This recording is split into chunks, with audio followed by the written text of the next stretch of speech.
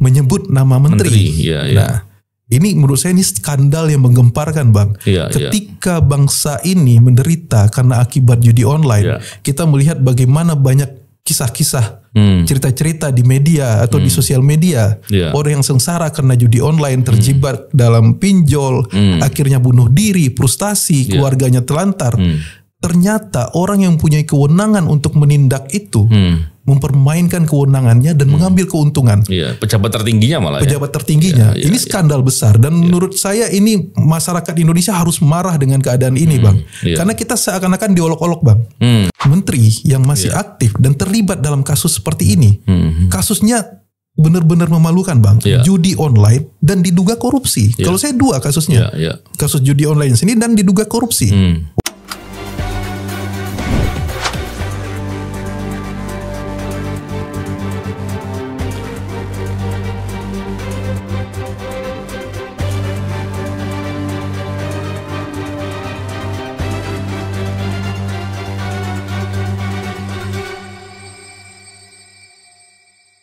Bismillahirrahmanirrahim. Assalamualaikum warahmatullahi wabarakatuh. Salam integritas. Alhamdulillah kembali berbincang di podcast ini. Kali ini kita podcast sambil ngopi. Waduh, agak berbeda memang. Ya, memang yang dibahas memang juga berbeda. Kita membahas soal persidangan kasus judi online. Yang menarik adalah dalam dakwaannya jaksa menyebutkan adanya peran Budi Ari, mantan Menkominfo, sekarang Komdigi ya. Dan itu menurut saya sesuatu hal yang sangat serius ya. Oleh karena itu kita bicara hari ini dengan kawan kita yang juga serius, Aulia Postiera. Apa kabar, Ul? Alhamdulillah, kabar baik, Bang. Masya Allah, luar biasa. Terima kasih sudah diundang dan dikasih kopi spesial ini, Bang. Ini baru kali ini kita ngobrol sambil ngopi ya. Iya. Kalau kita lihat di perkara persidangan ini ya, judi online yang di Jakarta Selatan kalau nggak salah ya, di PN Jakarta Selatan. Dalam dakwaan itu jaksa sudah menggambarkan, artinya jaksa nggak mungkin dong, atau penuntut umum itu nggak mungkin menggambarkan sesuatu tanpa basis bukti, tanpa basis fakta yang telah digali. Yang menarik adalah karena dakwaan ini adalah, kalau dalam buku itu daftar isi ruang lingkup lah ya, udah membahas nantinya akan dibicarakan secara panjang lebar dalam pembuktian selanjutnya, persidangan, maka ini menjadi menarik. Kasusnya judi online, bayangkan. Menterinya, Menteri Komdigi, Menteri Kominfo, yang itu adalah terkait dengan masalah judi online. Aul bisa menggambarkan apa nih sebagai penyelidik, mantan penyelidik lah gitu kan? Iya, Bang. Ini sesuatu yang mengejutkan bagi publik, tapi tidak bagi kita, Bang. Oh iya. Nah, kita kan sudah dengar-dengar berapa bulan yang lalu kan sempat diskusi di sini. Iya. Waktu proses penyidikan beberapa orang pegawai Kominfo dan pihak lain itu, kita juga sudah menduga kalau ini diurut ke aliran uangnya, follow the money, kita akan tahu kemana saja uang itu mengalir. Iya, betul. Nah, ini yang menarik adalah hasil penyidikan dari Polda Metro yang kemudian dilimpahkan ke kejaksaan, dan kemarin sudah dibacakan dakwaannya, dinyatakan bahwa ada pembagian uang. Di antaranya itu untuk jatah menteri, dalam hari ini namanya Budi Ari yang sekarang juga masih menjabat sebagai menteri juga, itu 50%, Bang. Nah, 50%. 50%. Gede banget itu. Gede banget, Bang. Iya. Nah, cuma terungkap di sana belum banyak, Bang. Belum banyak. Karena yang terungkap tuh total uang yang diterima itu mungkin sekitar 60M ya. 60M, nggak tahu berapa itu totalnya yang diakui. Padahal kita mengetahui, Bang, PPATK berkali-kali menyampaikan rilis kepada media, nilai transaksi judi online itu sampai 1.200 triliun. Ini 2 minggu yang lalu nih. 1.200 triliun. Per tahun? Atau per 3 bulan? Saya nggak ngerti ya. Itu data total atau data per tahun. Nah, saya nggak ngerti nih. Tapi kalau kita ambil aja itu data 2 tahun atau 3 tahun, sampai 1.000-an triliun, angka puluhan miliar itu tidak ada nilainya, Bang. Iya. Nah, terus yang menarik juga, dari dakwaan kemarin itu kita menyimak dari pemberitaan juga, Bang ya, bahwa ada proses crawling itu mencari website-website yang mengandung judi online. Iya. Dari hasil crawling itu kan harusnya di take down, diteruskan untuk dilakukan take down, sehingga website itu tidak dapat diakses lagi. Yang terjadi adalah beberapa dari website tersebut itu diperjualbelikan. Bayar biar nggak di take down. Bayar biar nggak di take down. Nah, ini sebenarnya masuknya ke ranah korupsi, Bang. Iya, betul. Suap itu. Suap gitu. Jadi ini tidak urusan undang-undang ITE atau soal perjudian lagi. Iya. Ini sudah masuk ranah korupsi, apalagi pelakunya adalah pegawai negeri, ya, dan penyelenggara negara. Iya. Ada selevel eselon 1 dan ada juga menyebut nama menteri. Nah, ini menurut saya ini skandal yang menggemparkan, Bang. Ketika bangsa ini menderita karena akibat judi online, kita melihat bagaimana banyak kisah-kisah, cerita-cerita di media atau di sosial media, orang yang sengsara karena judi online, terjebak dalam pinjol, akhirnya bunuh diri, frustasi, keluarganya telantar. Ternyata orang yang punya kewenangan untuk menindak itu mempermainkan kewenangannya dan mengambil keuntungan. Pejabat tertingginya malah. Pejabat tertingginya. Ini skandal besar dan menurut saya ini masyarakat Indonesia harus marah dengan keadaan ini, Bang. Karena kita seakan-akan diolok-olok, Bang. Tahun lalu, masih pemerintahan yang lalu, ada Satgas Anti Mafia Judi Online. Menteri itu masuk dalam Satgas. Oh, iya, baru ingat saya. Ya, ada yang dipimpin oleh Menkumham ya, Menko Polhukam. Menko Polhukam. Ya. Itu dia masuk dalam Satgas itu. Ini kan konyol, pelakunya diduga ini kan walaupun ini masih proses persidangan orang yang diduga menjadi pelaku dan menerima uang dari aliran judi online masuk dalam Satgas. Ini kan dagelan negara ini. Nah, makanya kita harus marah, Bang. Saya secara pribadi sangat marah ketika membaca dakwaan itu, walaupun saya sudah prediksi dari awal ketika ada kasus itu berjalan, saya meyakini pejabat tertingginya masih terlibat. Iya, gitu, menarik sekali ya. Dan kalau ini kita baru bicara yang peredaran uang yang 60 miliar ya. Artinya peredaran uang lain masih banyak potensinya. Apalagi data PPATK menggambarkan itu. Dan sekian lama beroperasi judi online tidak mendapatkan tindakan represif ya yang memadai, sehingga masif terjadi. Masif sampai hari ini. Sampai hari ini bahkan ya. Wah, ini emang luar biasa sekali. Dan ketika kita bicara terkait dengan masalah pemberantasannya yang nggak dilakukan judi online, ini pasti melibatkan banyak orang nih. Iya. Dan berkali-kali kita selalu katakan ini terkait dengan masalah korupsi. Pertanyaannya gini loh, seberapa sulit sih sebetulnya untuk berantas judi online? Itu dulu, baru kita nanti akan bicara seberapa sulit juga untuk memberantas praktek korupsinya sehingga judi online terus berjalan. Yang pertama dulu, apa itu? Gimana tuh? Kalau pendekatan pemberantasan judi online ini kan kita bicara aspek teknis, kita bicara aspek yuridis dan non teknis yang lain-lain, Bang ya. Secara teknis itu kan sebenarnya sudah dilakukan dengan melakukan take down, crawling setiap hari, Kominfo ketika ditemukan di take down. Jadi setiap dia membuat website baru ditemukan di take down sehingga orang nggak bisa lagi mengakses. Tapi para pemain diperjualbelikan ternyata ya. Nah, itu yang diperjualbelikan tadi. Jadi kasus sekarang ini. Kedua, secara yuridis, secara hukum, pelaku ini harus ditindak, Bang. Harus ditindak siapapun itu, terutama bandar. Kan selama ini kan termasuk yang backing-backingi ya. Termasuk yang backing-backingi. Saya meyakin nggak hanya menteri ini. Banyak nama-nama besar yang sudah diungkap oleh media.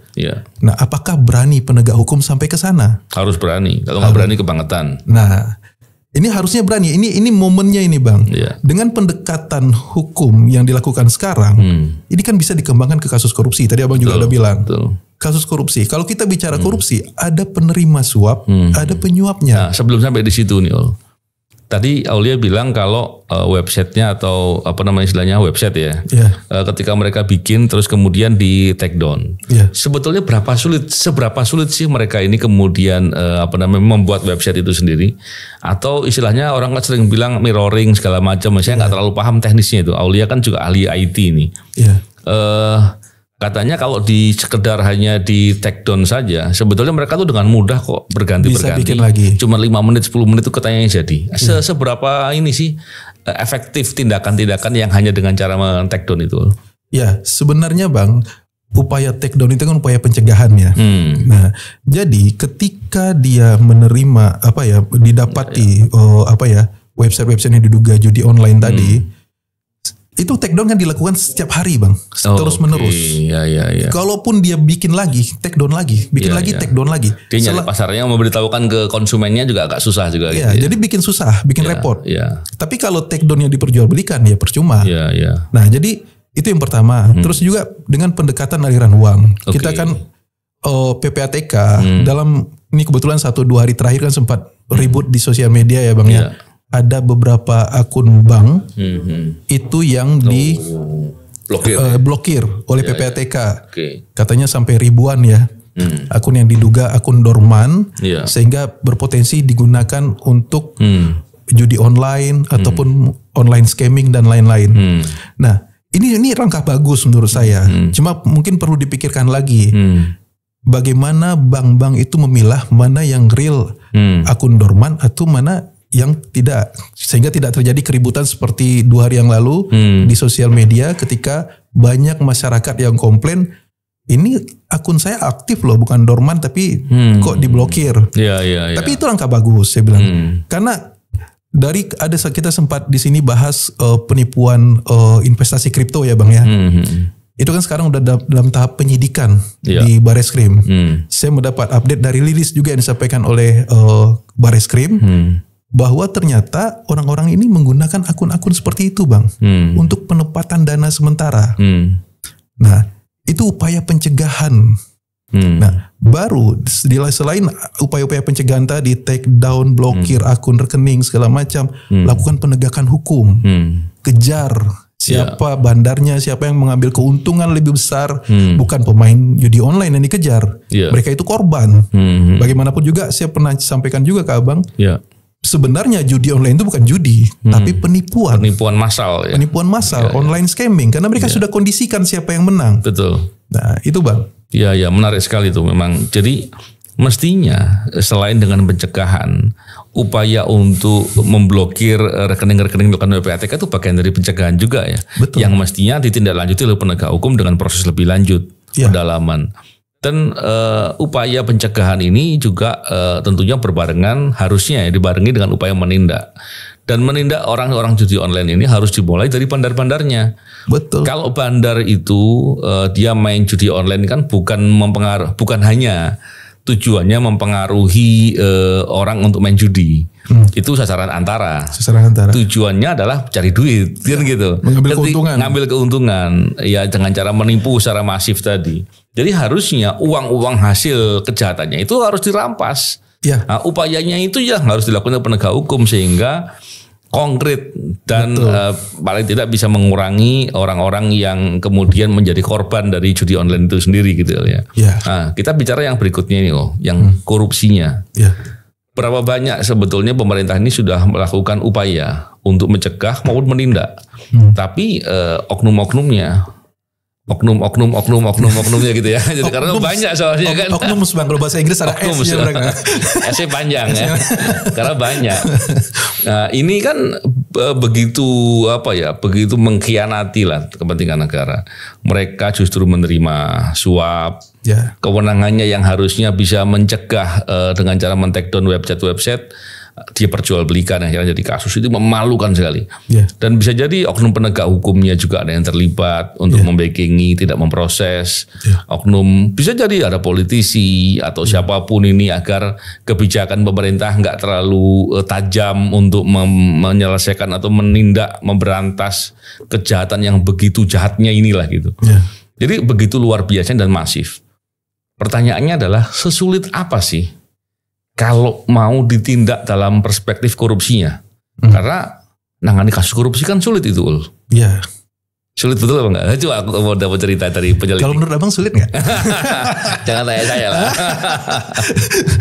Ya sebenarnya kan pemberantasan korupsi itu tidak sulit. Ya bang ya. Enggak sulit poinnya. Enggak sulit. Oke. Tinggal kemauan. Memang ada tantangan. Bahkan Pak Prabowo dalam pidato kemarin itu saya sempat viral yang disampaikan Pak Prabowo. Bahwa dibilang ini penegak hukumnya diteror, diancam segala macam. Itu tantangan. Tapi bukan berarti secara teknis untuk menyidik suatu perkara atau menginvestigasi suatu perkara korupsi itu tidak sulit. Ya kita sudah berpengalaman ya Bang menangani kasus-kasus korupsi. Tinggal sejauh apa komitmen dari mulai dari petinggi negara dulu. Pak Presiden Prabowo seperti apa komitmennya? Penegak hukum bekerja di backup nggak? Bahkan betul. Kalau orang terdekatnya sendiri yang melakukan itu ditindak nggak? Kita ingat Bang, sebagai Muslim, saya selalu ingat itu. Bagaimana Rasulullah SAW mengajarkan, bahkan kalau Fatimah pun mencuri, saya akan potong tangannya. Itulah yang tone from the top yang clear. Jadi tidak omon-omon gitu loh. Harus clear. Bahkan kalaupun anggota partai saya yang korupsi, silakan tindak. Itu bagus. Itu termasuk juga siapapun pejabat yang terlibat copot. Siapa yang terlibat copot. Dan itu nggak sulit melakukan itu. Nggak sulit. Karena kalau pimpinan yang dibutuhkan komitmennya, yang kerja di bawah. Ketika penegak hukum mendapatkan sinyal kuat dari pimpinan seperti itu, mereka akan bablas Bang. Menarik tuh. Ya kita ngalamin dulu Bang. Menarik. Dan nggak sekedar di teror, nggak sekedar diancam ya, disingkirkan juga dengan TWK. Abang dan berhasil ya. Abang diserang, udah macam-macam abang alami kan. Sekarang gini, kita buktikan kata-kata Aul nih. Aul bilang nggak sulit untuk dengan kasus korupsi. Coba kalau nggak sulit ceritakan sedikit dong. Kira-kira secara ringkas gimana sih caranya? Apakah betul nanti pemirsa bisa melihat, oh ternyata betul-betul nggak sulit, atau nggak sulitnya dalam ini, dalam omon-omon ini. Tapi enggak, saya pengen saya tahu Aul penyelidik senior dan pengalamannya banyak. Untuk orang bisa paham bahwa itu nggak sulit, ceritain sedikit dong, gimana sih langkah-langkah yang harus dilakukan? Ya, kita tidak menggurui Bang ya. Kita menggurui nggak apa-apa juga, kok Aul sering ngajar kan. Kalau di kelas beda Bang. Iya. Jadi sebenarnya kalau kita bicara konteks judi online tadi Bang. Ini perspektif korupsinya nih. Perspektif korupsi. Dari surat dakwaan yang dibacakan oleh jaksa kemarin, itu tertuang dengan jelas bagaimana kewenangan dari masing-masing pejabat tersebut. Mulai dari eselon 1 pegawai negeri yang ada di Kominfo, ada yang bertugas melakukan crawling, ada yang bertugas mengotorisasi untuk take down segala macam. Ketika itu adalah kewenangan mereka. Ketika mereka menyalahgunakan kewenangan itu, kita bicara kewenangan Bang ya, atau kekuasaan yang dia miliki, lalu dia menerima sesuatu atas kewenangan yang dia salahgunakan itu, maka itu sudah masuk delik korupsi. Kita bisa kalau yang jelas ini deliknya suap. Ada uang yang mengalir dari seseorang yang diduga sebagai atau beberapa orang yang diduga menguasai atau pemilik dari website judi online tadi, lalu diserahkan kepada pegawai negeri atau pejabat negara tadi, sehingga tidak di take down, sehingga dia masih bisa beroperasi. Itu kan sederhana. Itu bisa dikonstruksikan sebagai suap. Nah, lalu bagaimana pembagiannya? Clear dakwaan. Ada jatah menteri 50%, ada jatah si Anu berapa persen, si B berapa persen. Itu kan jelas perbuatan mereka dengan menerima uang tersebut itu bisa suap, dikonstruksikan suap. Belum lagi kita bicara bagaimana aliran uang lainnya bisa kita kejar ke TPPU. Seandainya ada penyamaran, ada upaya untuk mengelabui aliran uang tersebut, kejar dengan tindak pidana pencucian uang. Dan ini nggak sulit Bang, apalagi beberapa itu dari sisi penerima itu sudah mengakui Bang, dan duitnya ada, tinggal nyari siapa pemberinya. Nah ini kita baru bicara beberapa kelompok. Saya meyakini ada kelompok lain nih Bang, karena judi online di negara kita begitu masif ya Bang ya, sehingga harusnya ini pintu masuk bagi penegak hukum, terutama kepolisian ya, yang mengawali kasus ini, Polda Metro, kembangkan. Karena saya sebelumnya sempat baca Bang, dari Polda Metro sempat menyampaikan akan menyidik juga kasus korupsinya. Ya dikerjakan kasus korupsinya. Kalau enggak, ini kan hanya cerita judi saja. Betul. Nah, jadi menarik sekali. Ini sebenarnya apa Bang ya? Saya sejujurnya Bang, ini sangat sedih. Kita berapa minggu lalu bicara tentang hakim yang banyak korupsi. Lalu kita bicara lagi pegawai negeri yang korupsi. Ini seolah-olah korupsi ini nggak habis-habisnya Bang di negara kita. Dan ini benar-benar menyakitkan karena ini terkait judi online. Ya bukan berat. Bahkan saya sempat ada dengar gimana kalau judi itu dilegalkan. Ini ini lebih brutal lagi. Ide-ide seperti ini, saya malah curiga orang-orang yang menyampaikan itu, walaupun alasannya baik untuk penerimaan negara, sisi pajak segala macam, dia nggak berpikir dampaknya judi online itu bagi masyarakat, Bang. Banyak masyarakat yang sengsara akibat judi online ini. Masalah judi online-nya sudah merusak begitu, berdampak sosial, sebegitu besarnya dampak sosialnya, itu nggak dipikirin, malah ngomongin hal yang lain ya. Iya. Jadi kalaupun seandainya ada penerimaan negara karena melegalisasi judi, dampak kerusakannya itu berapa harganya pun tidak pernah dihitung. Tidak pernah dihitung. Padahal kalau dihitung luar biasa. Jadi mestinya penegakan hukumnya itu harus dipastikan, pengawasannya segala macam dipastikan itu beres, baru kita bicara yang lain. Bicara faktor penerimaan, mungkin ada dipertimbangkan soal masalah ini dan segala macam. Di kita persoalannya penegakan hukumnya problem. Betul. Pengawasannya bermasalah dan segala macam bermasalah. Terus kemudian mau bicara legalisasi judi segala macam, enggak tutup mata dengan dampak-dampak sosial yang sudah begitu luar biasa. Ini kan jahat lah. Jahat betul, Bang. Jahat sekali. Saya malah curiga orang-orang ini jangan-jangan ada di circle ini, Bang. Circle para pelaku yang menikmati keuntungan besar dari judi online ini. Nah, ini saya juga mau ngajarin sedikit juga, silakan, Bang. Ngajarin ke publik ya. Kalau ngajarin Aul bisa jadi lebih pintar dari saya. Saya diajarin Bang Novel. Silakan, Bang. Gini. Pemain judi kan sebetulnya kan bandar-bandarnya kan kelihatan, nah si A si B-nya kelihatan. Bahkan kalau intelijen itu mestinya tahu lah. Kalau intelijen nggak tahu berarti nggak kerja kan gitu. Tahu lah kelompok-kelompok yang main siapa, operatornya itu siapa, pengelola uangnya siapa, segala macam. Penjahat-penjahat begini, mereka ini kan bukan sedang mau bersedekah, betul. Ya kan, mereka bukan sedang mau keluarkan uang cuma-cuma. Dia punya perhitungan juga untuk menghitung bagaimana pengeluaran untuk menyuap sana sini agar praktik judinya tetap jalan. Bagaimana dia menyuap sana sini agar pengawasan terhadap mereka ini nggak dilakukan, kan gitu. Menyuap sana sini agar mereka nggak ditindak, agar kalaupun ditindak bisa bebas atau bisa kena sanksi ringan dan seterusnya atau dieliminir. Sebetulnya ketika mau dibereskan soal masalah judi online, tinggal digeledah teman-teman itu semua. Mereka pasti punya catatannya kok. Pasti punya catatannya. Ketika digeledah semuanya, ketahuan itu.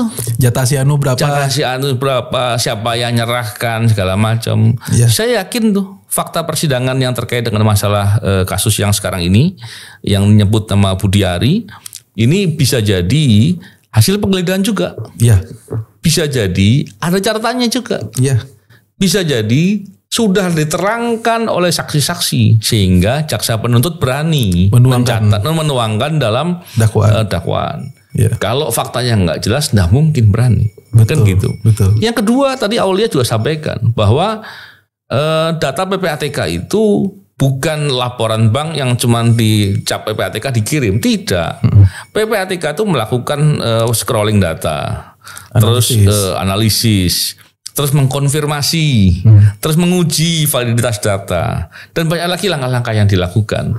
Sehingga kalau itu diteliti, itu sudah menggambarkan kok kelompoknya yang bermain itu siapa-siapa aja, pola pergerakan uangnya itu bagaimana, BO-nya itu siapa gitu, yang dibalik dari masing-masing kan, karena saya yakin bandarnya atau kelompok pemainnya beda-beda gitu. Tergambar dari situ. Sehingga untuk meruntut persoalan ini dan kemudian membuat rencana yang efektif untuk menindak tuntas kejahatan-kejahatan yang sebrutal ini mestinya nggak sulit. Bang. Nggak sulit. Tapi kalau kemudian bicara dalam perspektif awam, sulit judi online itu kan nggak tampak. Itu kan pembodohan jadinya kan. Dia kan itunya servernya di luar negeri. Di luar negeri kan. Semua itu kan mestinya bisa dilacak dan mudah caranya. Apalagi zaman sekarang, Bang, bagaimana masing-masing penegak hukum itu punya mutual legal assistance dengan masing-masing negara. Itu bisa dikerjasamakan. Nah, artinya apa mutual legal assistance dan kerjasamanya seperti apa? Nah, misalnya gini, dari hasil penyidikan kita, kita menduga ada keterlibatan orang yang berada di luar negeri. Sebut saja Kamboja, sebut saja Myanmar, negara tetangga kita. Tinggal kerjasama dengan aparat penegak hukum di sana. Bisa itu. Abang kan pernah melakukan penangkapan berapa kali di luar negeri, Bang. Gimana ceritanya dulu, Bang? Gimana ceritanya dulu, Bang? Kita berhubungan dengan kalau di luar negeri kan ada otoritasnya di sana. ada kepolisiannya, ada KPK-nya, masing-masing negara ada lembaga seperti KPK. Ya kita hubungan antar negara itu pada dasarnya mutualisme. Bagaimana timbal balik, bagaimana kita membantu mereka yang saatnya nanti kita juga minta tolong mereka. Jadi mereka juga bantu kita. Itu satu hal yang lumrah dalam hubungan internasional ya. Dan untuk mengikat hubungan antar otoritas pemerintah atau otoritas negara ini ada organisasi internasional, ada lembaga-lembaga yang di bawah naungan PBB, Interpol. Dan ya Interpol itu lebih banyak ke korespondensi sebenarnya. Pertukaran data Bang ya. Pertukaran data dan dukungan dalam konteks komunikasi dengan masing-masing negara. Tapi organisasi inilah yang bisa mendukung dan masing-masing kepolisian setempat ataupun lembaga-lembaga penegak hukum setempat itu bisa digunakan untuk membantu. Yeah. Dan efektif kok selama ini berjalan di semua kejahatan. Kecuali kejahatan yang nggak mau. Ya, dibereskan. Masalahnya kalau nggak mau ya nggak bisa ya Bang ya. Nggak mau nggak bisa. Dan kalau masalah judi online ini masih terus saja begini nggak ditindak, itu menurut saya jahat sekali. Kita jahat sama masyarakat kalau begitu. Betul Bang. Dan ini poin terakhir barangkali.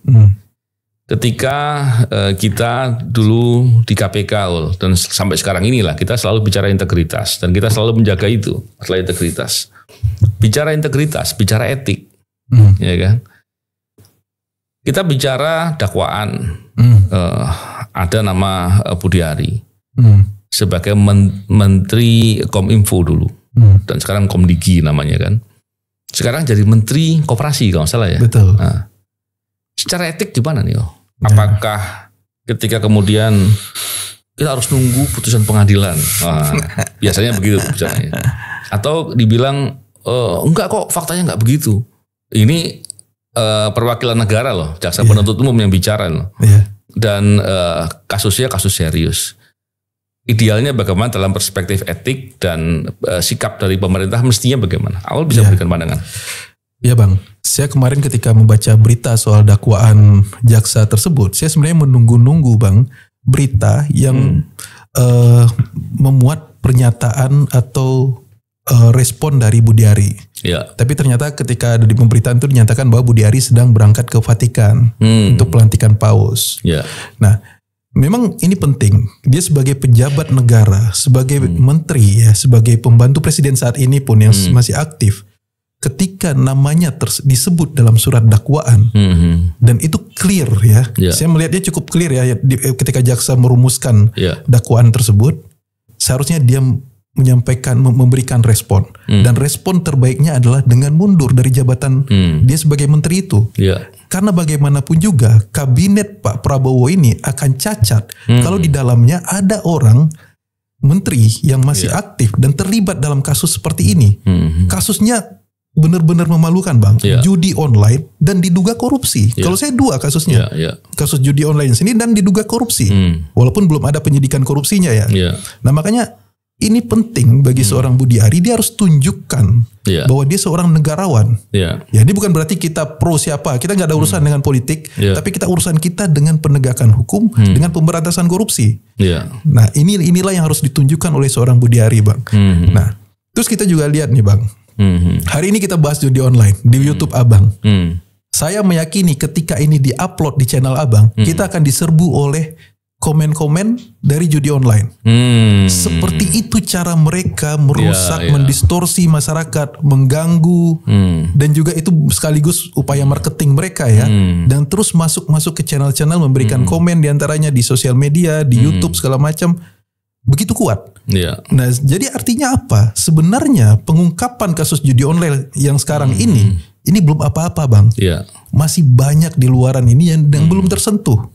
Nah makanya aparat penegak hukum jangan berhenti di kasus ini. Betul. Kasus ini di sidang, yang lain tetap dikerjakan. Nah itu Bang. Ya menarik sekali.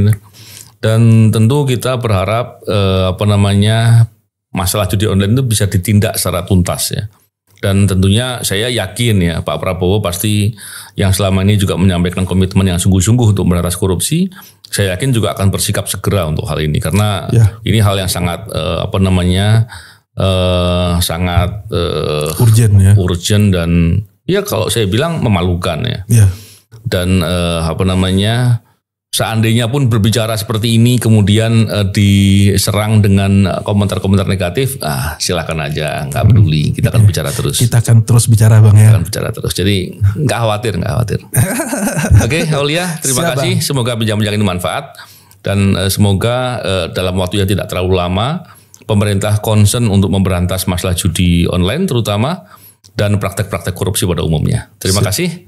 Salam integritas. Assalamualaikum warahmatullahi wabarakatuh. Waalaikumsalam.